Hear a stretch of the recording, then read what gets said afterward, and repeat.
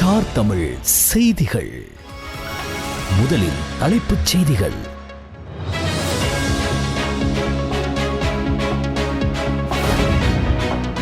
குளியாப்பிட்டிய வில்பொல பாலத்திற்கு அருகில் இன்று காலை இடம்பெற்ற விபத்தில் 2 பாடசாலை மாணவர்கள் உட்பட 3 உயிரிழந்தனர்.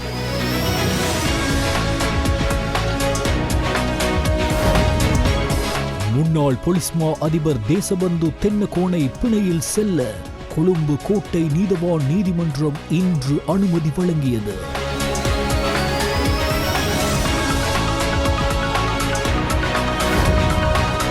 முன்னாள் ஜனாதிபதி ரணில் விக்ரமசிங்க இன்னும் 2 நாட்களுக்கு கொழும்பு தேசிய வைத்தியசாலையின் தீவிர சிகிச்சை பிரிவில் சிகிச்சை பெற வேண்டும். தேசிய வைத்தியசாலையின் பிரதி பணிப்பாளர் தெரிவிப்பு.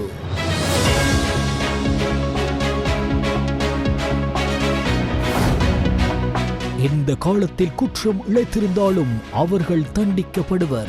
ஜனாதிபதி அனுரகுமார் திசாநாயக்க தெரிவிப்பு.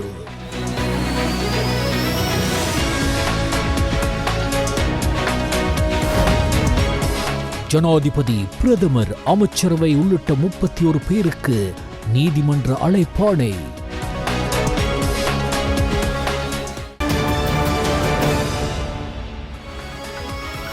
உள்நாட்டுச் செய்திகள். குளியாப்பிட்டிய பகுதியில் இன்று காலை ஏற்பட்ட விபத்தில் 3 பேர் உயிரிழந்துள்ளனர். குளியாப்பிட்டிய பள்ளிவெல விலப்புல பாலத்திற்கு அருகில் இன்று காலை 7 மணியளவில் இந்த விபத்து நிகழ்ந்தது. மணல் ஏற்றி சென்ற டிப்பர் லாரி 15 பாடசாலை மாணவர்களை ஏற்றி சென்ற வேன் மீது நேருக்கு நேர் மோதியே இந்த விபத்து நிகழ்ந்தது. விபத்தில் வேனின் சாரதி மற்றும் 12, 13 வயதுடைய 2 மாணவர்கள் சம்பவ இடத்திலேயே உயிரிழந்தனர். விபத்தில் காயமடைந்த 2 மாணவிகள் மேலதிக சிகிச்சைக்காக கொழும்பு தேசிய வைத்தியசாலைக்கு மாற்றப்பட்டதோடு மேலும் 3 மாணவர்கள் குருநாகல் வைத்தியசாலைக்கு மாற்றப்பட்டுள்ளதாக தெரிவிக்கப்படுகிறது. விபத்தில் காயமடைந்த மீதமுள்ள 8 மாணவர்கள் குளியாப்பிட்டிய வைத்தியசாலையில் சிகிச்சைகளுக்காக அனுமதிக்கப்பட்டுள்ளனர். டிப்பர் லாரியின் சாரதி கைது செய்யப்பட்டதோடு விபத்து தொடர்பான மேலதிக விசாரணைகளை குளியாப்பிட்டிய போலீசார் மேற்கொண்டு வருகின்றனர். சற்று சிந்தியுங்கள். பேருந்தில் பயணிக்கும் போது படிகளில் பயணிப்பதை தவிர்த்து கொள்ளுங்கள். கை, கால், தலை போன்றவற்றை வாகனத்திற்கு வெளியில் பாதுகாப்பின்றி வைத்துக் கொள்வதை தவிர்த்து கொள்ளுங்கள்.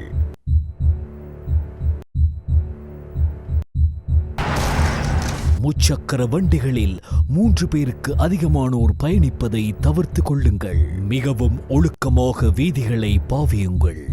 இது விபத்தை தடுப்பதற்கான நேரம். சகலரும் சட்டத்தின் முன் சமமானவர்கள். எவருக்கும் சிறப்பு சலுகை வழங்கப்பட மாட்டாது. ஊழல், மோசடியாளர்கள், அரச நிதியை முறைகேடாக பயன்படுத்தியவர்கள் அனைவரையும் சட்டத்தில் முன் கொண்டு வருவேன். இது அரசியல் பழிவாங்கல் அல்ல. சட்டவாட்சியை கடுமையாக அமுல்படுத்த எடுத்துள்ள தீர்மானங்களை இடைநிறுத்தப் போவதில்லை. கூச்சலிடுபவர்கள் முடியுமானவரை கூச்சலிடட்டும், அலட்டும். மக்களானை அரச நிதியை மோசடி செய்யும் வரமல்ல என்பதை உறுதிப்படுத்துவோம். இதற்கான சட்டங்கள் உருவாக்கப்படும் என்று ஜனாதிபதி அனுரகுமார் திசாநாயக்க தெரிவித்தார். அலரி மாளிகையில் நேற்று செவ்வாய்க்கிழமை நடைபெற்ற தேசிய பிக்கு தின நிகழ்வில் உரையாற்றுகையில் அவர் இவ்வாறு தெரிவித்தார். அவர் அங்கு மேலும் உரையாற்றுகையில் அரச நிர்வாகம் பல்வேறு கட்டமைப்பில் வீழ்ச்சியடைந்துள்ளது. இது கடந்த காலங்களின் பிரதிபலனாகும். பிரதி பொலிஸ்மா அதிபரின் மனைவி புதையல் தோண்டுகிறார். பதில் பொலிஸ்மா அதிபர் அதனை பார்த்து கொண்டிருக்கிறார். நாடு எங்கு செல்கிறது? இராணுவத்தின் பிரதான அதிகாரி புதையல் தோண்டியுள்ளார். இதற்கு பெண்ணொருவர் பலி கொடுக்கப்பட்டுள்ளாரா என்பது தொடர்பிலும் விசாரணைகள் முன்னெடுக்கப்பட்டுள்ளன. சிறைச்சாலையில் எவ்வித அனுமதியும் இல்லாமல் சிறை கைதிகள் சட்டவிரோதமான முறையில் விடுவிக்கப்பட்டுள்ளார்கள். குடிவரவு மற்றும் குடியகழ்வு திணைக்களம் பாதாள குழுக்களின் தலைவர்களுக்கு கடவுச்சீட்டு வழங்கியுள்ளது. ராஜ்யத்தின் பாதுகாப்புக்காக பயன்படுத்தப்பட வேண்டிய ஆயுதங்கள் இராணுவ முகாமில் இருந்து வெளியாட்களுக்கு விற்கப்பட்டுள்ளன. T56 ரக 73 துப்பாக்கிகள் இராணுவ முகாமில் இருந்து வெளியில் சென்றுள்ளமை தற்போது அறிக்கையிடப்பட்டுள்ளது. அரசு அதிகாரிகள் தமது பொறுப்பை பணத்தால் மதிப்பிட்டு முறையற்ற வகையில் செயற்பட்டுள்ளனர். இதனால் சமூக கட்டமைப்பும் பொருளாதாரமும் வீழ்ச்சியடைந்துள்ளன. சகலரும் சட்டத்தின் முன் சமமானவர்கள். எவருக்கும் சிறப்பு சலுகை வழங்கப்பட மாட்டாது.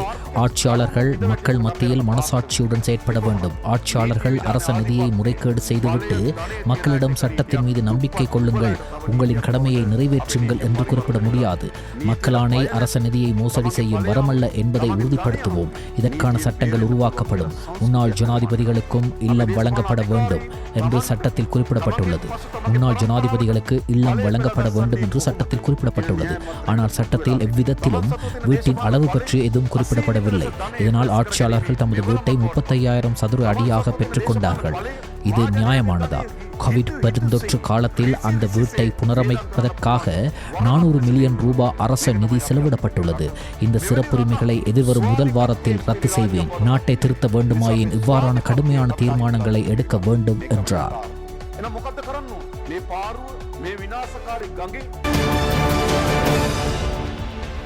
ரணில் விக்ரமசிங்கே கைதாக இருந்த காலகட்டத்தில் அர்ப்பணிப்புடன் பணியாற்றிய அனைவருக்கும் நன்றி தெரிவிப்பதாக ஐக்கிய தேசிய கட்சியின் முன்னாள் அமைச்சர் அகில் விராஜ் காரியவசம் தெரிவித்துள்ளார். முன்னாள் ஜனாதிபதி ரணில் விக்ரமசிங்கவை ஆதரிக்கும் 500க்கும் மேற்பட்ட சட்டத்தரணிகளும் மக்கள் கூட்டமும் வந்ததற்கு நன்றி தெரிவிப்பதாக அவர் மேலும் குறிப்பிட்டுள்ளார். தொடர்ந்து அவர் கருத்து தெரிவிக்கையில், அர்ப்பணிப்புடன் பணியாற்றிய அனைவருக்கும் குறிப்பாக ஐக்கிய தேசிய கட்சி சார்பாக நன்றி தெரிவிக்க விரும்புகின்றேன். மேலும் மற்ற கட்சிகளின் சார்பாகவும் நாங்கள் நன்றி தெரிவிக்க வேண்டும். 500க்கும் மேற்பட்ட சட்டத்தரணிகள் வந்தனர். குறிப்பாக நேற்று ஒரு பெரிய கூட்டம் வந்தது. அதற்கெல்லாம் நாங்கள் எங்கள் நன்றியை தெரிவிக்க வேண்டும் என்று நினைக்கிறேன். மேலும் நாம் ஒன்றையும் சொல்ல வேண்டும். இந்த நீதித்துறை சுதந்திரமாக இருக்கும் என்று நாங்கள் எதிர்பார்த்தோம்.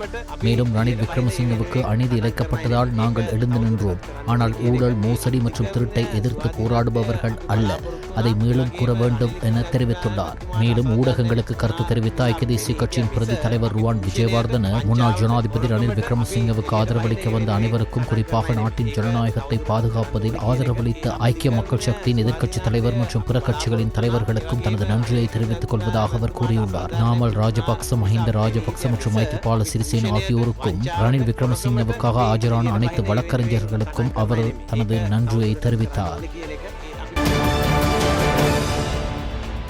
முன்னாள் ஜனாதிபதி ரணில் விக்ரமசிங்கவை பார்க்க தேசிய மருத்துவமனைக்கு சென்றதற்கான ஆதாரங்கள் இருந்தால் அதை சமர்ப்பிக்க வேண்டும் என்று பிரதமர் ஹரணி அமரசூரிய சவால் விடுத்துள்ளார். நேற்று நடைபெற்ற செய்தியாளர் சந்திப்பில் பிரதமரை பற்றி வெளியிடப்பட்ட தவறான செய்திகள் குறித்து பத்திரிகையாளர்கள் கேட்டபோது அவர் மேற்கண்டவாறு தெரிவித்தார். இது தொடர்பில் அவர் மேலும் தெரிவிக்கையில், செய்தியை உருவாக்க ஆதாரங்கள் தேவை என்று கூறிய பிரதமர், எதிர்காலத்தில் தவறான செய்திகளை உருவாக்குவதற்கு எதிராக நடவடிக்கை எடுக்க வேண்டும் என்றும் கூறினார். நாட்டின் பிரதமராக ரகசியமாக பயணம் செய்ய முடியாது என்றும், அப்படி தான் சென்றது என்றால் அந்த ஆதாரத்தை சமர்ப்பிக்குமாறும் அவர் சவால் விடுத்துள்ளார். சென்றவர்களிடமே அவரது உடல்நிலை குறித்து கேட்கப்பட வேண்டும். நேற்று பிரதமர் அலுவலகம் அதற்கு சரியான பதிலை அளித்தது. தவறான செய்திகளை வெளியிடுபவர்கள் மீது நடவடிக்கை எடுக்க வேண்டும். நான் போனால் அந்த செய்தியை வழங்குவதற்கு ஆதாரங்கள் இருக்க வேண்டும் என்று நான் கூறுகிறேன். இதுபோன்ற செய்திகளை காற்றில் உருவாக்க முடியாது. நான் போனால் அந்த தகவல் எங்கிருந்து வந்தது? என்னை பார்த்தீர்களா?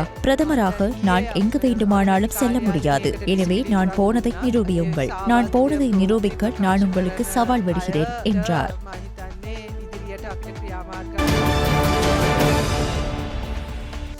நீதிமன்றத்தால் குற்ற பிரதேசமாக அறிவிக்கப்பட்டுள்ள போரினால் பாதிக்கப்பட்ட வடக்கில் புதிதாக கண்டுபிடிக்கப்பட்ட மனித புதைக்குழியில் இதுவரை அடையாளம் காணப்பட்ட மனித எலும்புக்கூடுகளின் எண்ணிக்கையின் அடிப்படையில் நாட்டின் 2வது பெரிய புதைக்குழியாக மாறியுள்ளது. 2ஆம் கட்ட அகழ்வாய்வின் 34வது நாளான நேற்றைய தினம் செம்மணி மனித புதைக்குழியில் மேலும் 16 பேரின் எலும்புக்கூடுகள் அடையாளப்படுத்தப்பட்டுள்ளதாக பாதிக்கப்பட்டவர்களை பிரதிநிதித்துவப்படுத்தும் சட்டத்தரணி ரணிதா ஞானராஜ் தெரிவிக்கின்றார். அகழ்வு தளத்தை பார்வையிட்ட ஊடகவியலாளர்கள் குழந்தைகளினுடையது என சந்தேகிக்கப்படக்கூடிய எலும்புக்கூடுகளை கண்டுள்ளனர். தடயவியல் பரிசோதனைக்கு பின்னரே இது தொடர்பில் உறுதிப்படுத்தப்படும் என சட்டத்தரணி ரணிதா கூறுகிறார். செம்மணி புதைக்குழியிலிருந்து ஒரே நாளில் அதிக எண்ணிக்கையிலான மனித எலும்புக்கூடுகள் அடையாளம் காணப்பட்டது நேற்றைய தினமாகும். செம்மணி மனித புதைக்குழி வளாகத்திலிருந்து இதுவரை குழந்தைகள் உள்ளிட்ட 166 எலும்புக்கூடுகள் அடையாளம் காணப்பட்டுள்ளன. 32 நாட்கள் 2ஆம் கட்ட அகழ்வாய்வு பணிகள் மேற்கொள்ளப்பட்ட பின்னர் ஆகஸ்ட் 6ஆம் தேதி முதல் பணிகள் தற்காலிகமாக நிறுத்தப்பட்ட போது செம்மணி மனித புதைக்குழியில் இருந்து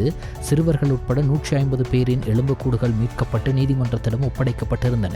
18 நாட்களின் பின்னர் அகழ்வாய்வுகள் நேற்று முன்தினம் மீண்டும் ஆரம்பமாகிய போது ஸ்கேன் பரிசோதனைக்கு அமைய அகழ்வு தளத்தை விரிவுபடுத்தும் பணிகள் முன்னெடுக்கப்பட்டன. இலங்கையில் இதுவரை கண்டுபிடிக்கப்பட்ட மிகப்பெரிய மனித புதைக்குழி மன்னாரில் உள்ள சதோச மனித புதைக்குழியாகும்.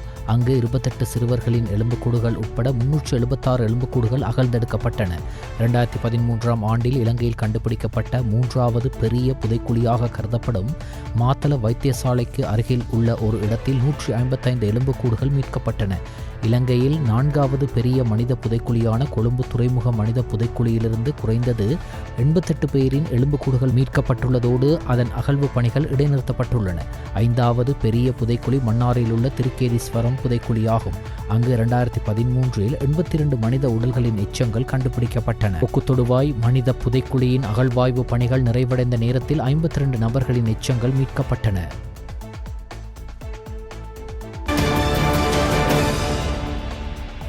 முன்னாள் ஜனாதிபதி ரணில் விக்ரமசிங்கவுக்கு உடனடியாக இருதய அறுவை சிகிச்சை செய்யப்பட வேண்டும் என்று கொழும்பு தேசிய வைத்தியசாலையின் பிரதி பணிப்பாளர் வைத்தியர் ருக்ஷன் பெல்லன தெரிவித்துள்ளார். அறுவை சிகிச்சையை தேசிய வைத்தியசாலையில் செய்வதற்காக காத்திருப்பு பட்டியலில் இருக்க வேண்டும் என்றும் அவ்வாறு முடியாவிடின் தனியார் வைத்தியசாலைக்கு சென்று அதை செய்யும் வாய்ப்பு ரணில் விக்ரமசிங்கவுக்கு உள்ளதாகவும் அவர் கூறினார். அவரது இதயத்தில் சில சிக்கல்கள் உள்ளன. விரைவில் அறுவை சிகிச்சைக்கு உட்படுத்தினால் நல்லது. பிணை வழங்கப்பட்டதால் அறுவை சிகிச்சைக்காக அவர் விரும்பும் வைத்தியசாலைக்கு செல்லலாம். தேசிய வைத்தியசாலையில் காத்திருப்பு பட்டியலில் சில நேரங்களில் சுமார் 3 ஆண்டுகள் ஆகும். எனவே அவர் தனது சொந்த செலவில் விரும்பும் வைத்தியசாலையில் அதை விரைவாக செய்ய முடியும். தற்போது அவருக்கு கரோனரி தமனிகளில் அடைப்பு இருப்பதாக தெரிவிக்கப்படுகிறது. அவருக்கு நீரிழப்பும் உள்ளது. அந்த நிலை படிப்படியாக சரி செய்யப்பட்டு வருகிறது. அதே நேரத்தில் அவரது இருதயம் பலவீனமாக இருப்பதை கண்டறிய முடிந்தது. அதை இயல்பு நிலைக்கு கொண்டுவர அறுவை சிகிச்சை செய்ய வேண்டியிருக்கும் என்றார். நிலையில் முன்னாள் ஜனாதிபதி ரணில் விக்ரமசிங்க இன்னும் 2 நாட்களுக்கு கொழும்பு தேசிய வைத்தியசாலையின் தீவிர சிகிச்சை பிரிவில் சிகிச்சை பெற வேண்டும் என்று கொழும்பு தேசிய வைத்தியசாலையின் பிரதி பணிப்பாளர் வைத்தியர் ருக்ஷான் பெல்லன தெரிவித்தார். எதிர்க்கட்சித் தலைவர் சஜித் பிரேமதாச மற்றும் இலங்கைக்கான பிரித்தானிய உயர்ஸ்தானிகர் ஆண்ட்ரூ பேட்ரிக் ஆகியோருக்கிடையில் கொழும்பில் உள்ள எதிர்க்கட்சித் தலைவர் அலுவலகத்தில் நேற்றைய தினம் கலந்துரையாடல் ஒன்று இடம்பெற்றது.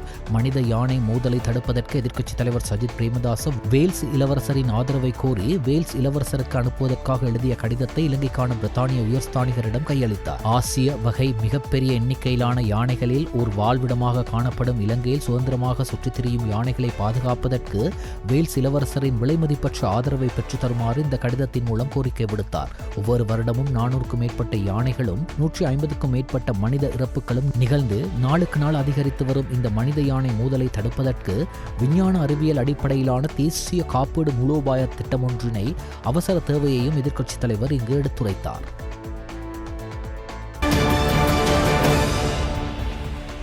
இலங்கை பாதுகாப்பு படை உலகில் தலைச்சிறந்த தொழில்முறை பாதுகாப்பு படைகளில் ஒன்றாக மாற வேண்டும் என்றும் அதற்கான தேவையான பயிற்சி மற்றும் வசதிகளை தேவையான நிதியை முறையாக ஒதுக்குமாறு ஜனாதிபதி அனுரகுமார திசாநாயக்க அதிகாரிகளுக்கு அறிவுறுத்தினார்.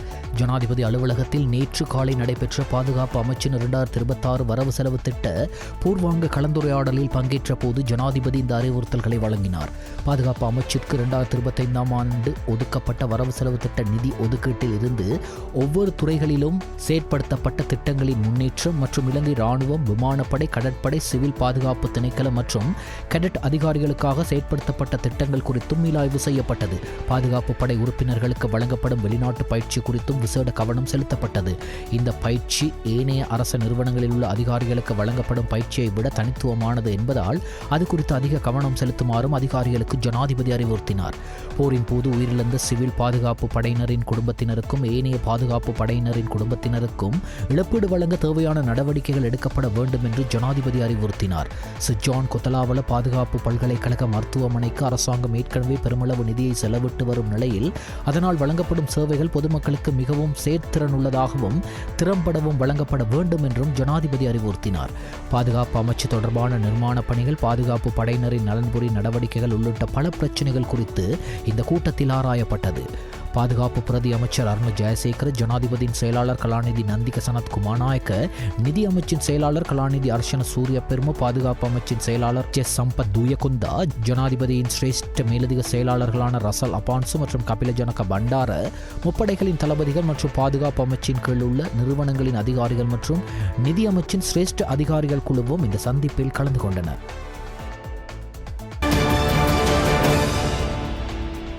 நீதிமன்ற தீர்ப்புகள் தொடர்பாக சமூக ஊடகங்கள் மற்றும் யூடியூப் சேனல்களில் சில தனிநபர்கள் வெளியிடும் அறிக்கைகள் மற்றும் கணிப்புகள் குறித்து இலங்கை சட்டத்தரணிகள் சங்கம் தனது கவலையை வெளிப்படுத்தியுள்ளது. இதுபோன்ற நடவடிக்கைகள் சட்டத்தின் ஆட்சியையும் நீதித்துறை அமைப்பின் மீதான பொதுமக்களின் நம்பிக்கையையும் குறைமதிப்பிற்கு உட்படுத்துவதாக வழக்கறிஞர்கள் சங்கம் ஒரு அறிக்கையில் சுட்டிக்காட்டியுள்ளது. நீதித்துறையின் கீழ் உள்ள நீதித்துறை சேவை ஆணையம் மற்றும் சுயாதீன நிறுவனங்களை குறிவைத்து இதுபோன்ற அறிக்கைகள் வெளியிடப்படுவதாகவும் தலைமை நீதிபதி மற்றும் மேல் நீதிமன்றத்தின் 2 மூத்த நீதிபதிகளை கொண்ட நீதித்துறை சேவை ஆணையம் உயர் நீதிமன்ற நீதியரசர்கள் மற்றும் பிற நீதித்துறை அதிகாரிகளின் நியமனங்கள், பதவி உயர்வுகள், இடமாற்றங்கள் மற்றும் ஒழுக்காற்று கட்டுப்பாட்டை மேற்பார்வையிடுவதாகவும் அது கூறுகிறது. எனவே நீதித்துறையின் சுதந்திரம் வெளிப்புற தாக்கங்களில் இருந்து பாதுகாக்கப்பட வேண்டும் என்றும் சங்கம் வலியுறுத்துகிறது. மேலும் சட்ட அமலாக்க அதிகாரிகள் உட்பட அனைத்து பங்குதாரர்களையும் சட்டத்தின் ஆட்சி, சட்டத்தின் உரிய செயல்முறை மற்றும் குடிமக்களின் உரிமைகள் மற்றும் சுதந்திரங்களை எப்போதும் பாதுகாக்குமாறு வழக்கறிஞர்கள் சங்கம் அழைப்பு விடுக்கிறது. அதே நேரத்தில் நீதிமன்ற முடிவுகளை பாதிக்கும் நோக்கில் பொது அறிக்கைகள் மற்றும் கருத்துக்கள் சட்டத்தின் உரிய செயல்முறைக்கு அச்சுறுத்தலாகும் என்பதை வலியுறுத்துகிறது. அத்தகைய தலையீட்டில் ஈடுபடும் நபர்கள் அரசியலமைப்பின் பிரிவு 111(c)(1) மற்றும் 2 கீழ் சட்ட விளைவுகளை எதிர்கொள்ள நேரிடும் என்றும் அத்தகைய நடவடிக்கைகள் நீதித்துறையில் தலையிடுவதாக கருதப்பட்டு தண்டிக்கப்படலாம் என்றும் அந்த அறிக்கையில் மேலும் கூறப்பட்டுள்ளது. அனைத்து பல்கலைக்கழக மாணவர் ஒன்றியத்தால் கொழும்பில் நேற்று முன்னெடுக்கப்பட்ட போராட்டம் காரணமாக கொழும்பு பல்கலைக்கழகத்திற்கு அருகில் நேற்றைய தினம் வீதியை மூடுவதற்கு நடவடிக்கை எடுக்கப்பட்டது. குறித்த போராட்டமானது நேற்று இடம்பெற்றது. கல்வியியல் பட்டப்படிப்பின் தகுதிகளை உருவாக்கு, கல்வியியல் பட்டதாரிகளை ஆசிரியர் சேவைக்கு இணைத்துக் கொள்வதற்கான நடைமுறையை ஒழுங்குபடுத்த ஆகிய கோரிக்கைகளை முன்வைத்து அனைத்து பல்கலைக்கழக மாணவர் ஒன்றியம் இந்த போராட்டத்தை முன்னெடுத்தது.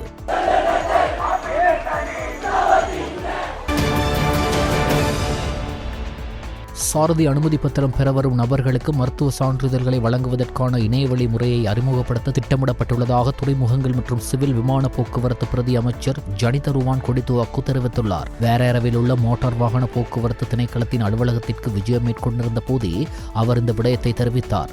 சாரதி அனுமதி பத்திரம் பெற வரும் நபர்களுக்கு அச்சிடப்பட்ட மருத்துவ சான்றிதழ்களை வழங்கும் நுகைகுடையில் அமைந்துள்ள போக்குவரத்து மருத்துவ நிர்வாகத்தில் ஏராளமான முறைகேடுகள் நடந்துள்ளதாக முறைப்பாடுகள் வந்துள்ளதால் இந்த முடிவெடுக்கப்பட்டுள்ளதாக பிரதி அமைச்சர் குறிப்பிட்டுள்ளார். அத்துடன் சாரதி அனுமதி பத்திர புதுப்பித்தல்களை எளிமைப்படுத்துவதற்கான நடவடிக்கைகளும் நடைபெற்று வருவதாகவும் இதனால் கைரேகை தவிர வேறறைக்கு செல்லாமல் செயல்முறையை முடிக்க முடியும் என்றும் அவர் கூறினார். மேலும் இந்த புதிய முறைமை ஒரு மாதத்திற்குள் செயற்படுத்தப்படும் என்றும் எதிர்பார்க்கப்படுகிறது. கலேவெல மகுளுகஸ்வெவ பகுதியில் நபர் ஒருவர் கொடூரமாக தாக்கப்பட்ட நிலையில் உயிரிழந்துள்ளார். போலீசாரின் கூற்றுப்படி 119 அவசர தொலைபேசி இலக்கத்தின் மூலம் ஒருவர் தாக்கப்பட்ட பின்னர் கொலை செய்யப்பட்டதாக கூறி முறைப்பாடு அளிக்கப்பட்டது. விசாரணையின் போது அந்த நேரத்தில் மோட்டார் சைக்கிளில் பயணித்த பாதிக்கப்பட்டவரை மற்றொரு நபர் மோட்டார் சைக்கிளில் சென்று வழிமறித்து தாக்கி பின்னர் கொலை செய்ததாக தெரியவந்துள்ளது. இறந்தவர் தேவகோவ பகுதியைச் சேர்ந்த 59 வயதுடையவர் என அடையாளம் காணப்பட்டுள்ளார். சம்பவம் தொடர்பாக 26 வயதுடைய கடற்படை சிப்பாய் ஒருவர் கைது செய்யப்பட்டுள்ளார். பாதிக்கப்பட்டவருடன் நீண்ட காலமாக ஏற்பட்ட தகராறு காரணமாக சந்தேக நபர் இந்த கொலையை செய்துள்ளதாக விசாரணைகளில் போலீசார் தெரிவித்தனர். உயிரிழந்தவரின் சடலம் தம்புள்ளை வைத்தியசாலையில் பிரேத அறையில் வைக்கப்பட்டுள்ளது. மகுளுகஸ்வெவ போலீசார் மேலதிக விசாரணைகளை மேற்கொண்டு வருகின்றனர். தம்புள்ளை ஹபரண வீதியில் ஹிரிவட்டுன பகுதியில் பாரவூர்தி மோதி யானைக்குட்டி ஒன்று உயிரிழந்துள்ளதாக போலீசார் தெரிவித்தனர். இந்த விபத்து இன்று அதிகாலை 3 மணியளவில் இடம்பெற்றுள்ளதாக போலீசார் தெரிவித்தனர். சீமெந்தை ஏற்றி சென்ற பாரவூர்தி ஒன்றே இவ்வாறு விபத்துக்குள்ளாகியுள்ளது.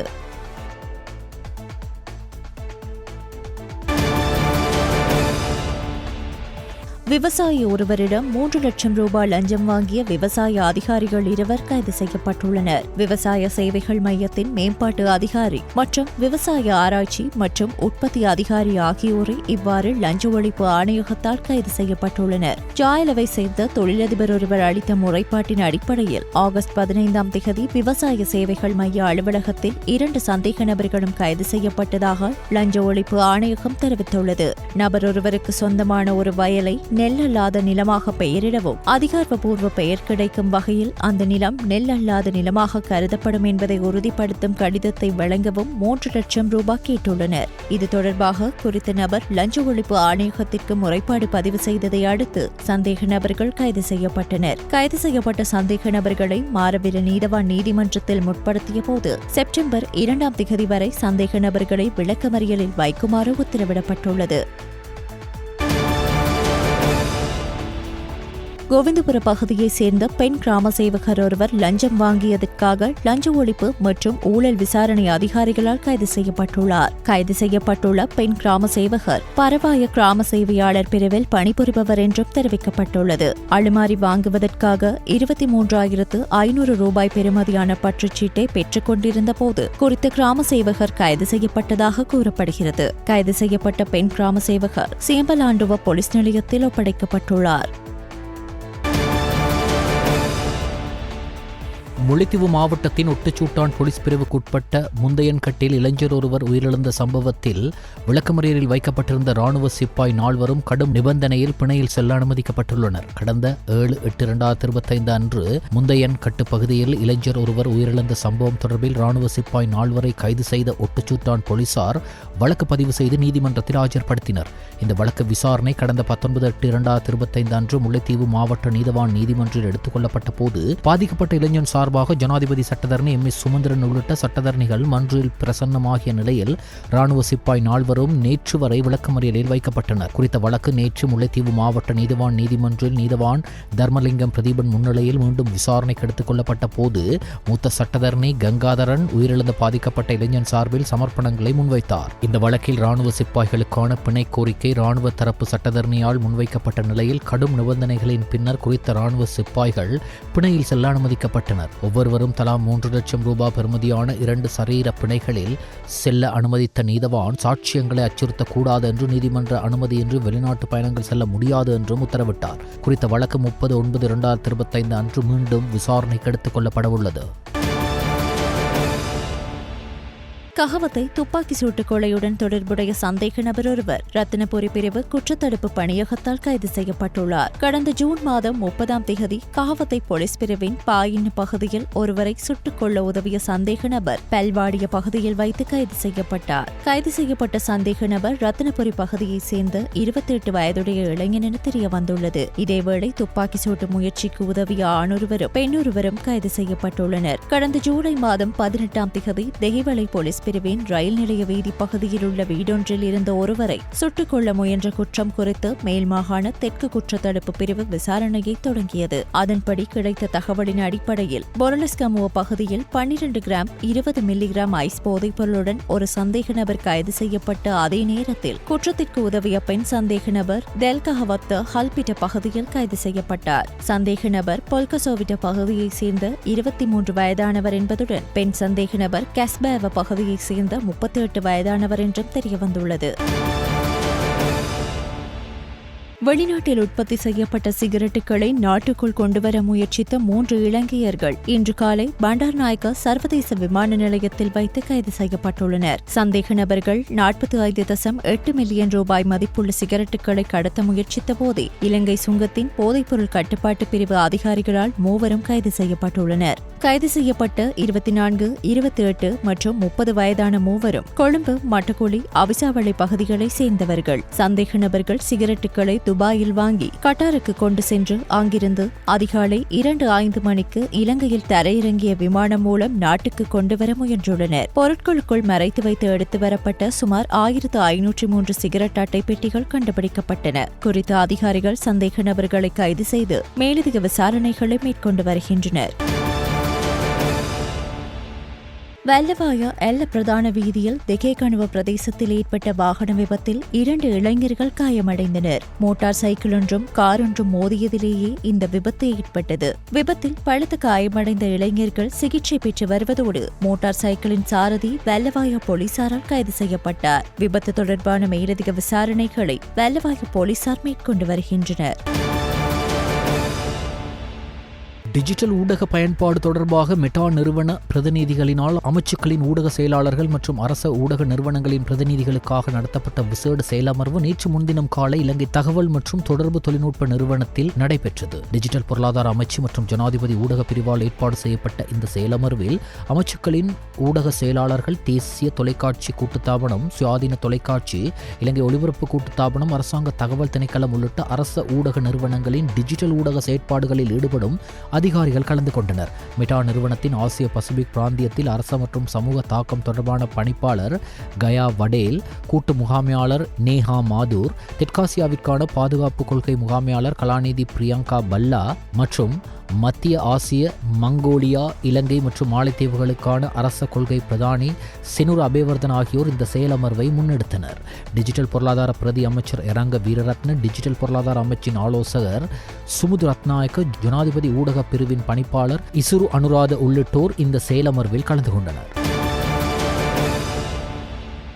2022 ஆண்டு காலி முகத்திடலில் நடந்த கோட்டகூகம போராட்டத்தின் மீது தாக்குதல் நடத்திய சம்பவம் தொடர்பில் சந்தேகத்தின் பேரில் விளக்கமறியலில் வைக்கப்பட்டிருந்த முன்னாள் பொலிஸ் மாதிபர் தேசபத்து தென்னகோனை பிணையில் செல்ல கொழும்பு கோட்டை நீதவான் நீதிமன்றம் இன்று அனுமதி வழங்கியுள்ளது. குற்றப்புலனாய்வு திணைக்களம் மற்றும் பிரதிவாதிகள் தரப்பு சட்டத்தரணிகள் முன்வைத்த வாதங்களை பரிசீலித்த பின்னர் கொழும்பு கோட்டை நீதவான் நிலுப்புலி லங்காபுர இந்த உத்தரவை பிறப்பித்தார். அதன்படி சந்தேக நபர் தேசபந்து தென்னகோனை தலா $1 மில்லியன் பெறுமதியான 2 சரீர பிணைகளில் செல்ல அனுமதி வழங்கிய நீதவான் சந்தேக நபர் வெளிநாடு செல்வதற்கு தடை விதித்து உத்தரவிட்டார். சாட்சிகளுக்கு அழுத்தம் கொடுக்க வேண்டாம் என சந்தேக நபருக்கு மற்றொரு உத்தரவும் பிறப்பிக்கப்பட்டது. அழைக்கப்படும் போதெல்லாம் குற்றப்புலனாய்வு திணைக்களம் மற்றும் நீதிமன்றத்தில் ஆஜராகி விசாரணைக்கு உதவ வேண்டும் என்றும், அத்தகைய அழைப்பை தவிர்க்கும் பட்சத்தில் பிணை ரத்து செய்யப்பட்டு சந்தேக நபர் விளக்கமறியலில் வைக்கப்படுவார் என்றும் நீதவான் உத்தரவிட்டார். இந்த முறைப்பாடு எதிர்வரும் செப்டம்பர் 3 மீண்டும் அழைக்கப்படவுள்ளது.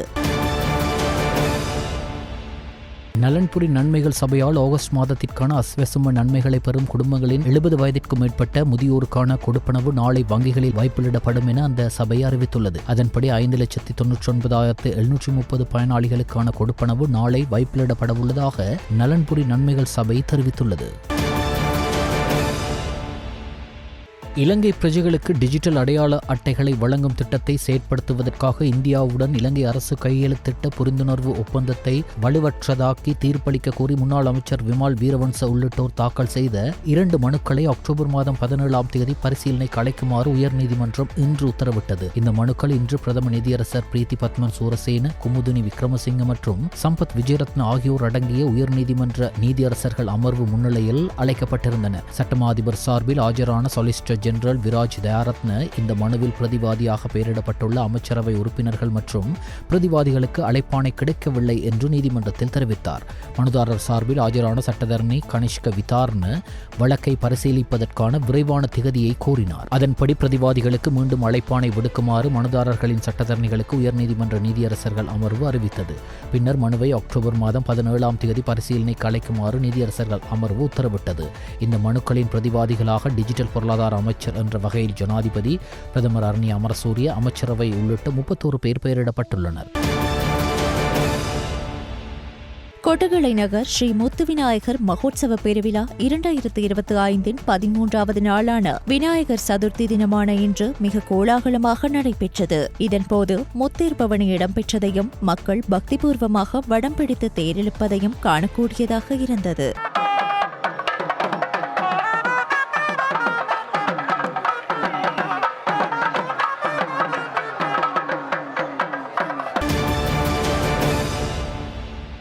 ஹெரோயின் மற்றும் ஐஸ் போதைப் பொருள் விற்பனையில் ஈடுபட்டு வந்த தம்பதியினர் கைது செய்யப்பட்டுள்ளதாக ஹட்டன் போலீஸ் நிலைய தலைமை அதிகாரி தெரிவித்தார். கினிகத்தேன பொல்பிட்டிய கலுகல பகுதியில் உள்ள வீதி சோதனை சாவடியில் வைத்தே தம்பதியினர் கைது செய்யப்பட்டுள்ளனர். தர்கா நகரை சேர்ந்த 25 வயது சந்தேக நபரும் அவரின் 20 வயதான கர்ப்பிணி மனைவியும் தர்கா நகரிலிருந்து நுவரெலியா நோக்கி மோட்டார் சைக்கிளில் பயணித்துள்ளனர். இந்த நிலையில் கலுகல பகுதியில் உள்ள போலீஸ் வீதி சோதனை சாவடியில் தம்பதியினர் சோதனைக்குட்படுத்தப்பட்ட வேளை அவர்கள் மறைத்து வைத்திருந்த போதைப் பொருட்கள் மீட்கப்பட்டுள்ளன. 50 கிராம் ஐஸ் போதைப் பொருள் மற்றும் 50 கிராம் ஹெரோயின் என்பனவே இவ்வாறு கைப்பற்றப்பட்டுள்ளன.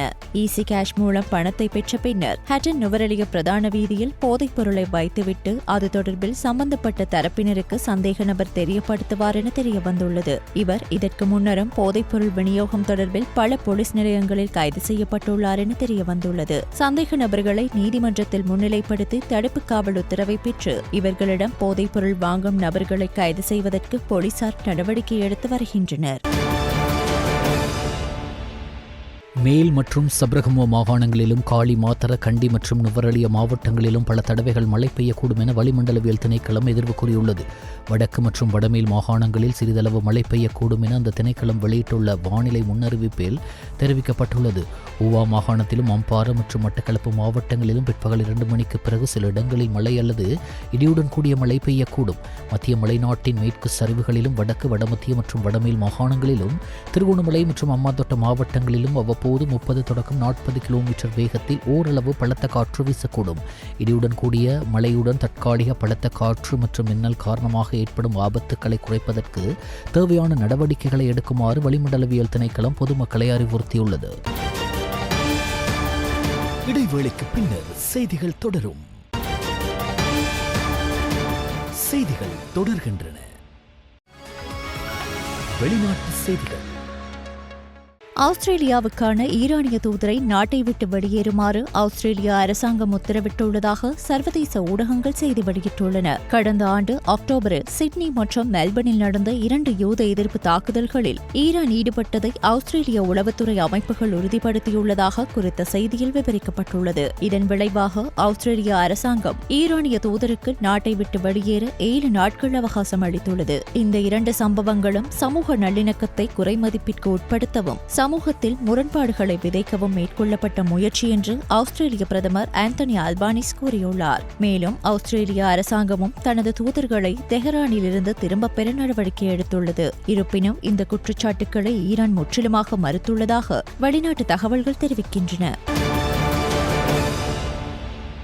அமெரிக்காவில் இறக்குமதி செய்யப்படும் இந்திய பொருட்களுக்கு விதித்த 50% வரி இன்று முதல் அமல்படுத்தப்படவுள்ளதாக சர்வதேச ஊடகங்கள் செய்தி வெளியிட்டுள்ளன. அமெரிக்க ஜனாதிபதி டொனால்டு டிரம்ப் இந்திய பொருட்களுக்கான வரிகளை 50% உயர்த்துவதாக அறிவித்ததைத் தொடர்ந்து இந்தியாவில் இருந்து இறக்குமதி செய்யப்படும் பொருட்களுக்கு கூடுதல் வரிகளை அமல்படுத்துவதற்கான வரைவு அறிவிப்பை அமெரிக்க சுங்கம் மற்றும் எல்லை பாதுகாப்புத்துறை வெளியிட்டுள்ளதாக தெரிவிக்கப்பட்டுள்ளது. அமுலாக உள்ள இந்த வரைவு அறிவிப்பில் நிர்வாக உத்தரவுக்கு ஏற்ப அமெரிக்காவின் இணக்கமான கட்டண அட்டவணையை மாற்றியமைக்க உள்நாட்டு பாதுகாப்பு செயலாளர் முடிவு செய்துள்ளதாக குறிப்பிடப்பட்டுள்ளது. புதிய வரிகள் இன்று நள்ளிரவு முதல் அமலுக்கு வரும் எனவும் தெரிவிக்கப்பட்டுள்ளது.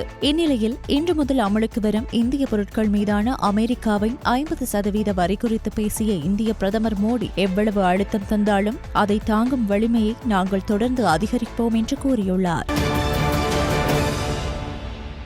ஆஸ்திரேலியாவின் விக்டோரியா மாகாணம் பொரிபன்ஹா பகுதியில் உள்ள வீடொன்றில் பாலியல் சம்பந்தமான குற்றங்கள் நடைபெறுவதாக போலீசாருக்கு கிடைத்த தகவலின் பேரில் நேற்று அவ்வீட்டுக்கு விசாரணைக்காக போலீசார் சென்றுள்ளனர். இந்த நிலையில் குறிப்பிட்ட ஒரு வீட்டுக்கு விசாரணைக்காக சென்றபோது அங்கிருந்த நபர் போலீசார் மீது துப்பாக்கி சூடு நடத்தியுள்ளார். இதன்போது சம்பவ இடத்திலேயே 2 போலீசார் உயிரிழந்ததோடு மேலும் ஒருவர் காயமடைந்துள்ளார். சம்பவத்தில் காயமடைந்த போலீஸ் மருத்துவமனையில் சேர்க்கப்பட்டார். இந்நிலையில் இந்த சம்பவத்தை செய்துவிட்டு தப்பியோடியவரை தேடும் பணிகள் தீவிரமாக்கப்பட்டுள்ளது. மேலும் தப்பியோடிய நபர் ஏற்கனவே குற்ற வழக்கில் தொடர்புடையவர் என போலீசார் தெரிவித்தனர்.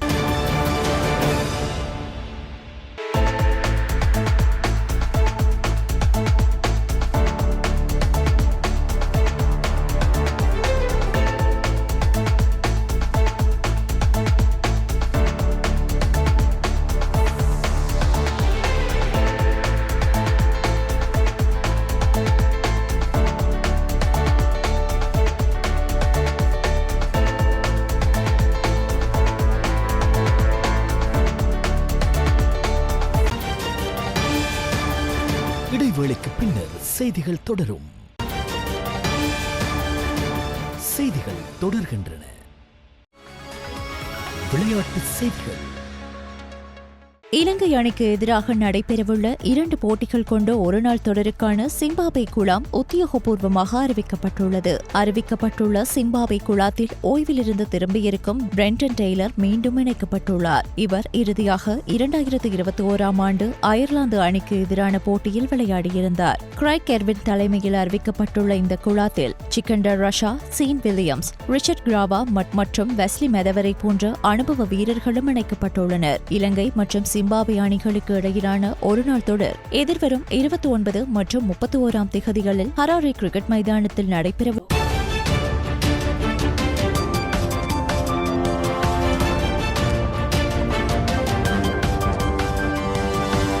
ஸ்டார் தமிழ் செய்திகள் இத்துடன் நிறைவடைகின்றன. மீண்டும் எமது செய்திகள் நாளை இரவு 7 மணிக்கு ஒளிபரப்பாகும்.